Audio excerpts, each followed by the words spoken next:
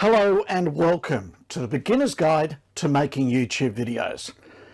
Hello, I'm Ken Robinson, your sales and marketing coach. On today's program, we're going to take a look at the 5 key steps to making successful YouTube videos. I'm joined on today's program by Justin Brown. As you can see on the screen, Justin and his brother Mike have a successful YouTube channel with over 700,000 subscribers. In 6 years, they've created a 6-figure plus bigger business thanks to YouTube. What you learn on today's show could mean the difference between being a success on YouTube or a complete failure. If you stay to the end of the show, Justin has a special bonus that will help you dramatically improve your video creation on YouTube. Let's get started. Let's roll the intro.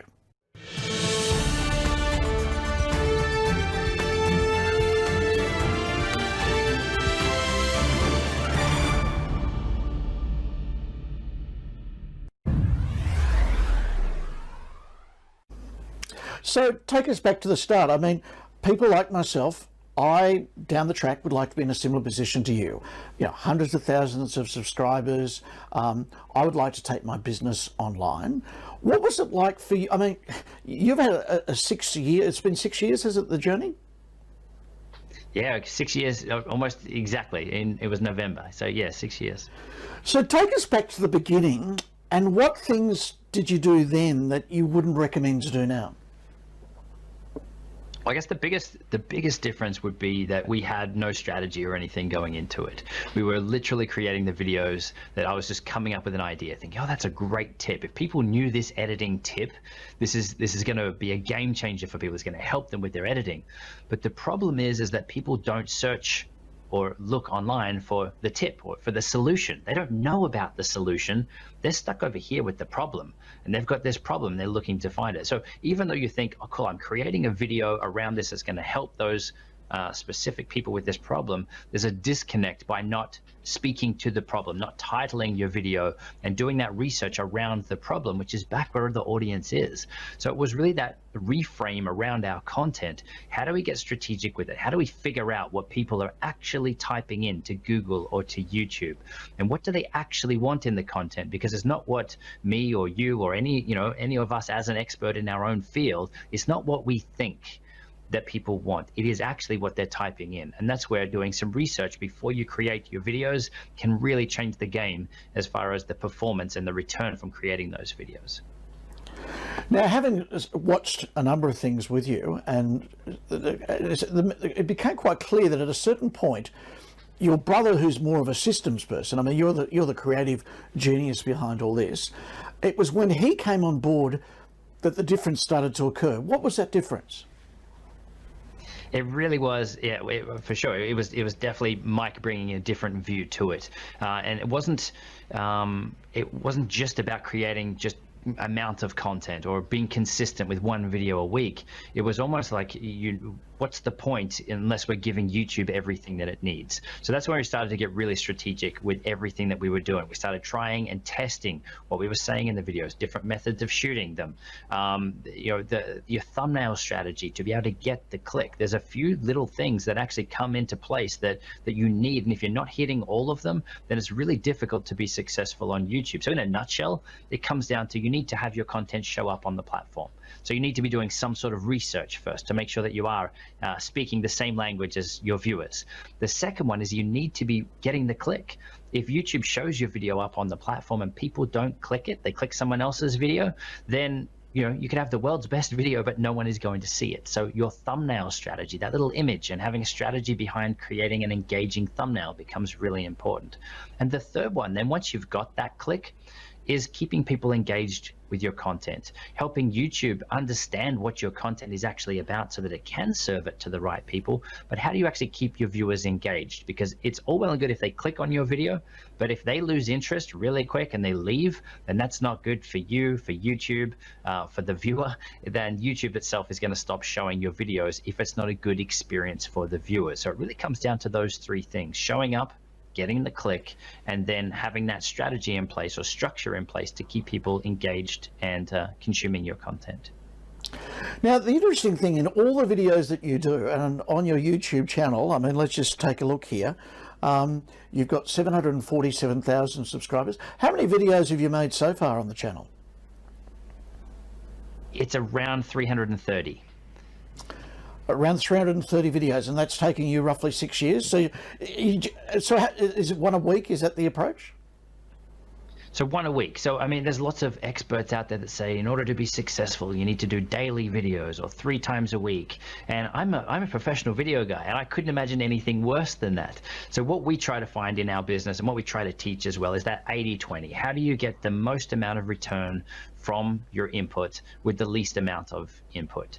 So that's really what we strive for. How do we refine the process? How do we do that research up front so that we know that we're maximizing the value and maximizing the chance that our content is going to is going to succeed, is going to show up on the platform and stick around for years afterwards. And that's one of the biggest things with YouTube, is that your content does stick around. We have videos that are 5 years old, probably coming up on 6 years old now. They're still bringing in a ton of views today with no extra input or effort or anything from us. It was all back, in the original video creation and the research that was done at that time. So that's the power of it, especially for businesses and for people that are involved, wanting to connect with their audience. You can invest in this. And it's not like it's a lot of time that you need to invest, but do some research, create an effective thumbnail, structure your videos in a way that's going to keep people engaged, and you will reap the benefits from that content over time. And that's where, every new video is just adding to that pool of organic traffic getting videos that you're creating. So for us, yeah, 1 video a week. And yes, we've dabbled with 2. We tried it for a while, but the results weren't double. It wasn't worth the extra effort. So for us, we'd much rather say, if you're going to commit, ideally you're committing at 1 video per week. Now I get it. Some videos are going to take longer than a week to produce. So I don't want to see anyone on that content social media hamster wheel where you're under the pump all the time. So you want to commit to being consistent, but commit to not overwhelm, not burning yourself out. So if it's 1 video every 2 weeks for you, then that's awesome. It's 1 video a month, then stick at it. But for us, what we try to suggest people lean in towards is around 1 a week if possible. So what you're really saying is that you're playing the long game. Yeah, definitely. YouTube 100% is the long game.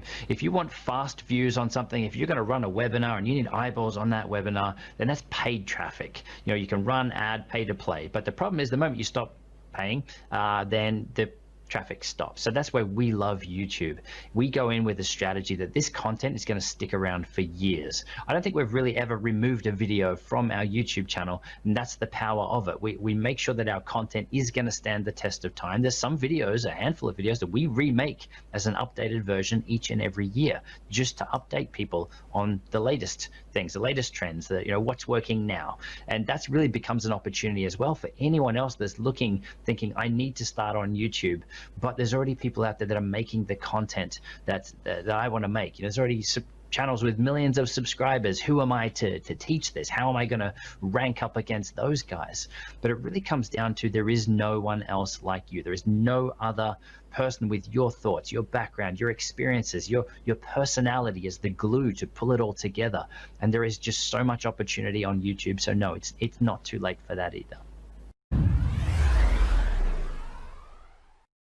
So a lot of people out there in the online space are peddling, the quick rich scheme, you know what I mean? Like, they have the ads with the Maseratis and the lifestyle and the drone shots and all of that. But what I'm hearing from you, and I mean, I know for a fact that you are incredibly successful at this, it's not something that you can go into next week and expect to start making money in the next couple of months. Would I be correct? Yeah, 100%. And that's where it is, if you treat it as the long game. The game becomes, how do I improve my process? How do I improve this 1% every time? If you're okay with knowing that your first videos are going to be your worst videos, then next time, what do I improve? What do I improve? How do I improve the process? How do I improve what I'm saying in the videos? How do I keep people engaged longer? How do I improve that click-through rate on my thumbnail images? That then becomes the game, knowing that your content is going to stick around. So yes, it's not a get-rich-quick thing. It's not a get-rich-fast thing. I would say it's definitely the long game, but being strategic about it is going to help you have success with it over the long term. So for someone like me who is used to the traditional approach of getting business, what type of time frame should I be looking at? So for example, I want to take my public workshops, and COVID has basically stopped all those for the time being, and I want to take them online and take them worldwide. What type of time frame would you suggest to somebody like me in getting ready to promote them? Do I need to do 3 or 4 months of growing an audience on YouTube and then start promoting? Or, do I just go and do some ads and hope for the best? What would you suggest? I don't think it needs to be one or the other. My personal opinion with this is start the YouTube thing, the organic stuff, as soon as you can, because the sooner you start, you can start to reap those benefits. Beyond that, yes, if you need fast traffic, you're going to run a webinar, put it out to your YouTube audience as well, like if you've started to build that, but also combine it with paid ads or email marketing and those sorts of things as well. It's not really YouTube is going to be the one and only thing that you need to do. There's lots of amazing tools and things these days, but for us, YouTube is the backbone of our business, and it is because of the power of our content being able to stick around for years after we create it. That's unlike any other platform. Facebook, you could post and it disappears a day, a couple of days, or sometimes even a week if you're lucky after you create it. Whereas YouTube, it's the long game. Your content is sticking on there, so it can be a mix. So yeah, it'll grow and scale over time, and primarily for us, we use YouTube to grow our email list so that we have that direct communication with our most loyal followers and the people that want to hear from us.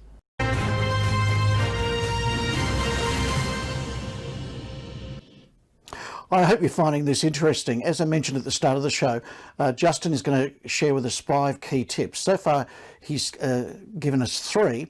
And I just thought I'd take an opportunity to thank you for taking the time to watch this video. And as a thank you for watching this video, I have just released a book called The Sales Booster.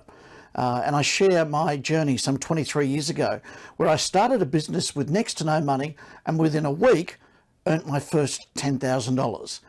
And I want to give that book to you, free, complimentary, no strings attached.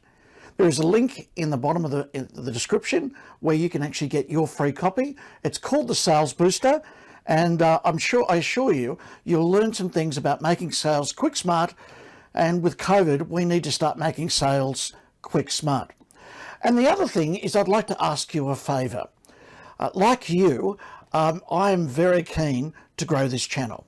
And so I'd ask you just after this video to take a moment to hit the subscribe button, ring the bell for notifications, and that way I can keep on bringing videos like this to you in time to come. So yes, I'd love you to do me the favor of simply subscribing to this channel. And yeah, right now we'll go back to Justin with his final 2 points. And then, as I said, at the end of Justin's 2 points, he has a special giveaway that I think you'll find very valuable. So if you wouldn't mind, just to give us an idea of this time frame we should be looking at, when you've decided to get this thing off the ground and you went, I think it was courses you did first, and then you went to membership, is that right? Yes, so we were dabbling on YouTube for a while. We definitely hadn't figured it out. We started to take it seriously maybe about a year in. We're like, look, this isn't working for us. We need to start to figure it out or stop it because it's a bad business decision. From there, we thought in the online digital marketing space, everyone's saying you need to have a course. So like, let's try a course. And we created a course. And just like most people do when they create their courses, we spend a lot of time creating a course. We all want to create something, that perfect masterpiece, especially as a video guy creating a course around making videos. I wanted it to be so polished and so perfect. And it was a good friend of mine that said, look, every time I talk to you, you're creating this course. When's it coming out? And this is what I see now. And a lot of people are forever working on their courses. So it was switching that again, that mindset as to how do I get this out? How do I test this?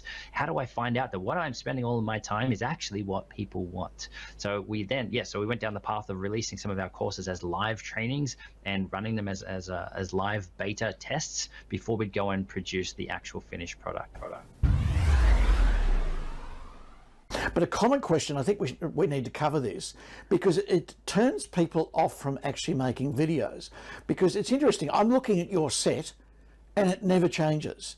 You're always in the t-shirt, you know, it's always the web camera, and I know that you're a professional filmmaker. Why have you chosen such a basic look when you have the ability to make, you know, well, Netflix films, as you've mentioned? So, and just, yes, for normally I just use a webcam. For you today, I brought out a little bit of a nicer camera. But yeah, I think I must admit, you do look a lot more in focus. It's not about the quality. I mean, as a video person, this is something that held me back. And again, a lot of people use gear and tech as their procrastination point. I'll create videos when I've got that fancy DSLR or that mirrorless camera. Instead, I'd much rather see people start with the gear that they've got and start going through the motions. You're not going to grow by not actually taking action. So that's what I love to just use basic gear, to use our phones to help people and show them that they can get great results with their webcam, their phones, the stuff that they've already got, because that's what's most important is the content. Even when we create videos inside of our training and everything, and inside of even for our YouTube channel with a phone or with a webcam, no one ever comments and says, I can't believe you made this with your phone, because they're focused on the content. They're focused on the value that we're delivering. So that's what I'd much rather see. And that's what we teach. It's not about the fancy gear. In anything, what we teach is just set something up so that it looks good enough. You said that you got the same background, I just wear t-shirts. It's not about all that fancy stuff. It's about the content. So for me, I like simplicity. I'd much rather walk into a room, have everything set up, turn on a couple of lights, turn on the camera, and we're just good to go. It's that setup, that pack up that becomes another procrastination point. So that's my take on that, and that's what I would advise for anyone is use the gear that you have, upgrade when you're hitting the limits of what you can do creatively or workflow wise with your gear. But besides that, it's just a procrastination point for most people.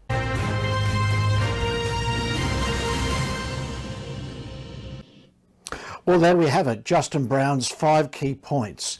As I said, the beginner's guide to making YouTube videos.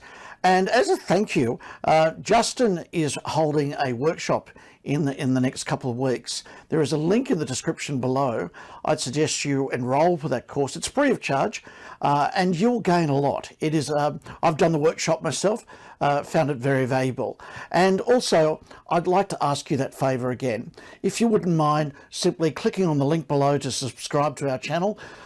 Each week, I bring out regular videos. As I said, I'm the sales and marketing coach. That's my role. And these videos are designed to help you grow your sales and your business. I'm Ken Robinson. Thank you so much for taking the time to join me, and I look forward to seeing you in the next video. Bye for now.